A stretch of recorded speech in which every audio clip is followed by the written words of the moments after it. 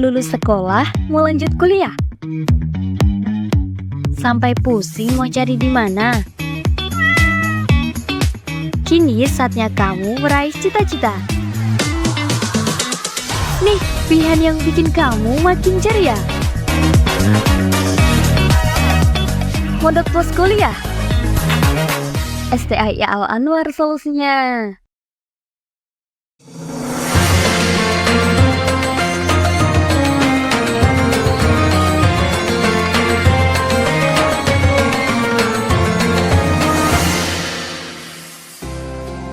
Assalamualaikum warahmatullahi wabarakatuh. Bismillahirrahmanirrahim. Allahumma lakal hamdu wa lakal syukru wa lakal hamdu bil iman wa lakal hamdu bil islam wa lakal hamdu bil qur'anil karim wa lakal hamdu bi sayyidina maulana Muhammadin sallallahu alaihi wasallam. Subhanaka la nuqsi sana'an 'alaika anta kama asnaita 'ala nafsik wa lakal hamdu hatta tarda wa lakal hamdu idza radita. Allahumma salli ala Sayyidina Muhammad wa ala ali Sayyidina Muhammad salatan tamla'u khazainahu wa binura wa takunu lana wa lil mu'minina farja wa farha wa surura. Amma ba'd.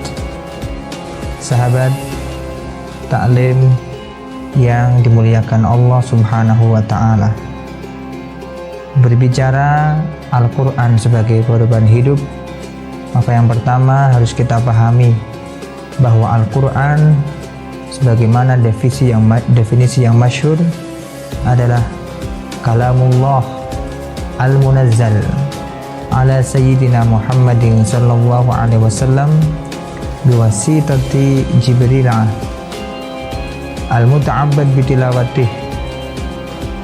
Al-Quran merupakan kalam Allah yang diturunkan kepada Nabi Agung Muhammad SAW melalui malaikat Jibril, di mana membaca Al-Quran dinilai sebagai ibadah.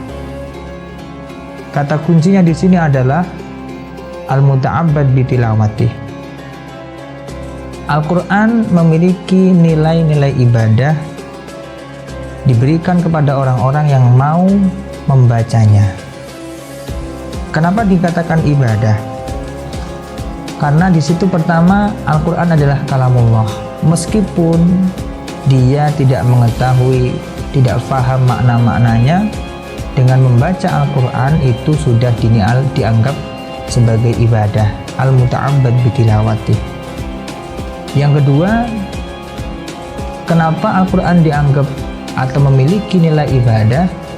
Karena berdasarkan suatu kaidah bahwa meninggalkan sesuatu kemaksiatan, meninggalkan sesuatu yang tidak bermanfaat itu bagian dari ibadah. Saya contohkan misalnya, orang sudah memiliki keluarga, dia kemudian bercengkrama duduk bersama antara suami istri membicarakan anaknya, membicarakan cucunya. Bisa saja kemudian malaikat mencatatnya sebagai bagian dari tarkul ma'asi, meninggalkan kemaksiatan.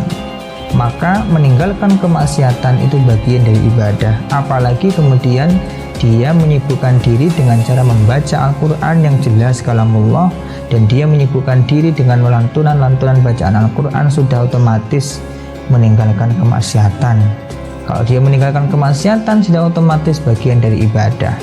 Maka membaca Al-Quran itu merupakan bagian dari ibadah.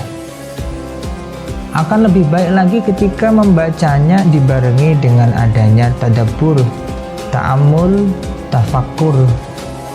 Ada upaya untuk memahami isi-isi Al-Quran. Sesungguhnya Allah Subhanahu wa ta'ala memberikan cara bagaimana manusia bisa paham dengan Al-Quran dengan menggunakan salah satunya adalah amsal. Amsal itu adalah analogi cara berpikir orang terhadap cerita-cerita yang ada di dalam Al-Quran. Allah memberikan gambaran analogi yang mudah dipahami, kisah-kisah dalam Al-Quran. Atau Allah memberikan gambaran-gambaran narasi dalam Al-Quran yang mudah dipahami. Misalnya Al-Quran berbicara mengenai siapa yang menjadi pencipta alam semesta ini, siapa yang menjadi pencipta makhluk yang ada di dunia ini. Allah berfirman, nahnu khalaqnakum falaula tusaddiqun. Jelas di sini Allah memberikan permisalan, kalau kalian ingin menyembah Tuhan selain Allah, selain aku, selain Allah, ya udah cari saja siapapun yang menciptakan alam semesta ini, siapa yang menciptakan dunia ini, coba cari itu. Nah, maka di sini sudah menjadi bagian dari amsal. Kalau tidak ada siapa saja yang bisa menciptakan alam semesta ini, ngapain kamu sembah dia? Sembah saya dong. Falaula tusaddiqun, ngapain kamu sampai susah mencari pencipta Tuhan? Pencipta apa? Maksud saya pencipta alam semesta ini. Maka di sini Allah pun memberikan amsal. Salah satunya juga yang dikisahkan menurut beberapa mufassir, terkisah tentang Fir'aun dengan Nabi Musa. Jadi ketika Allah berfirman, qul ara'aytum ma tad'una min dunillah aruni madza khalaqu minal ardi am lahum syirkun fis samawat. Nah, Allah ingin menciptakan sebuah kompetisi. Coba kamu perlihatkan siapa saja sih yang bisa menciptakan, siapa saja yang punya kontribusi dalam penciptaan bumi maupun langit ini. Siapa? Maka di sini kemudian dalam beberapa tafsir dijelaskan, Fir'aun bertanya kepada Musa, ma rabbus samawati wal ard wa ma rabbul alamin. Hai Musa, siapa itu yang menciptakan alam semesta ini? Jawabannya Nabi Musa yang pertama jelas, rabbus samawati wal ard, yaitu Tuhan yang menciptakan langit dan bumi. Tapi kemudian Fir'aun merasa dia itu ya selama ini di bumi ini merasa dituhankan oleh banyak orang. Berarti di sini dia merasa Tuhan. Akhirnya dia juga mengirimkan utusan ataupun meminta yang namanya salah satu utusannya untuk membuat piramida. Harapannya dia ingin melihat ada enggak Tuhan di langit itu. Akhirnya yang namanya Nabi cerdas, Nabi Musa cerdas, jawabannya adalah Rabbukum wa rabbu abaikumul awwalin. Yang namanya Tuhan itu ya Tuhanmu juga Tuhan-Tuhan para pendahulu kamu.